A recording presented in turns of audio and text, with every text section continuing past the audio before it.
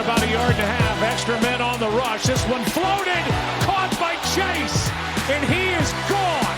Touchdown Cincinnati as he takes it into the end zone. He beat Tyson Campbell, and 76 yards later, the Bengals have their first lead of the night. What a game last night. Jake Browning out-dueling Trevor Lawrence / CJ Beathard for the Bengals. Jake Browning, one of the best rookie single-game performances maybe ever. I think kind of ever.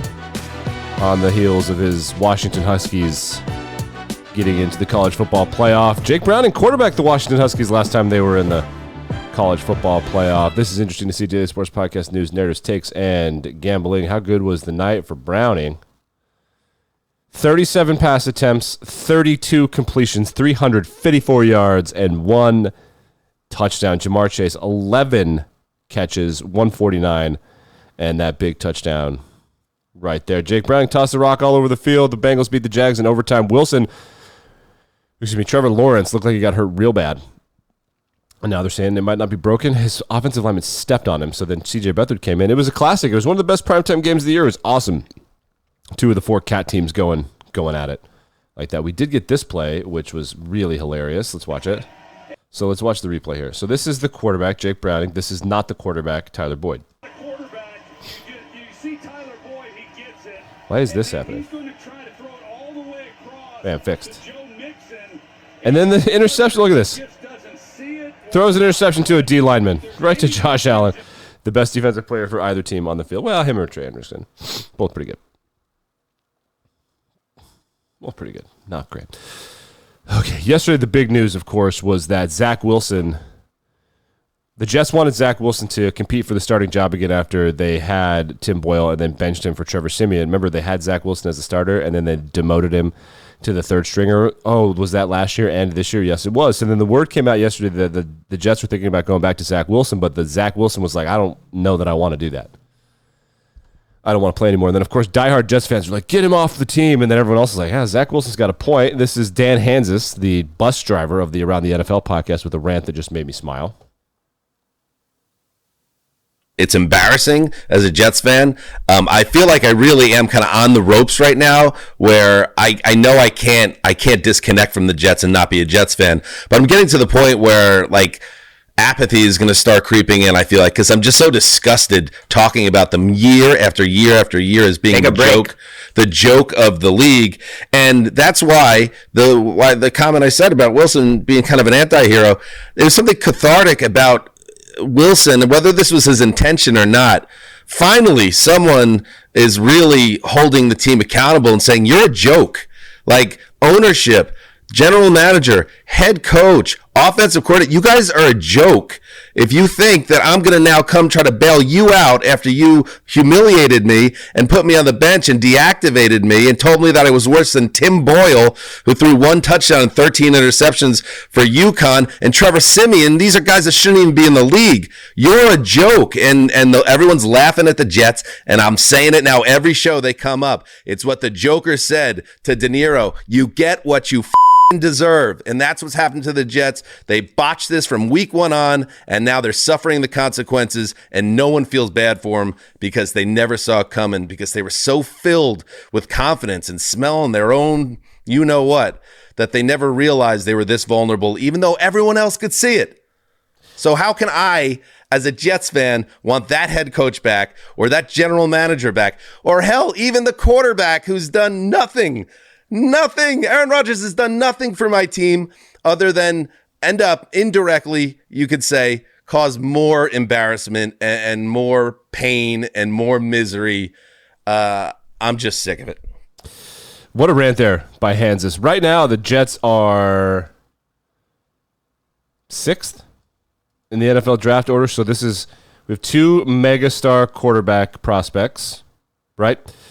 Drake May, Caleb Williams. I think Chicago's going to screw this up and not take him. They're like Justin Fields. Like, that's funny. New England will be taking whichever one they don't take. Chicago could trade it, which would be interesting. So these 2 picks will be quarterbacks. Then you have Arizona, who's kind of playing themselves out of a quarterback prospect. Kyler looks okay. I don't love him, but he looks okay. It looks like, I don't know, he kind of looks like he's got a new attitude. They beat the Steelers. There are 2 mega offensive tackle prospects in this draft also. That doesn't happen every year, so you could take one of those guys. They have 2 picks. They've got this one in pick number 18 right now, so maybe the quarterback's available there. Then you've got other quarterbacks. There are 3 of them, I think, that are really interesting prospects that will be available for 5, and then, what do you know, 6 to the Jets.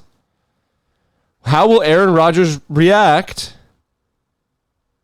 How will Aaron Rodgers react if they draft a quarterback instead of a wide receiver right there? And they have to. He's like so old, and he tore his Achilles. They should trade Aaron Rodgers. I don't know. Maybe I'm tripping out. All 4 of these guys will be picked high in the first round, I would imagine, or at least in the first round. That is Michael from left to right, Jaden Daniels, LSU, Marvin Harrison Jr., The Ohio State University, Bo Nix, Oregon, and Michael Penix Jr.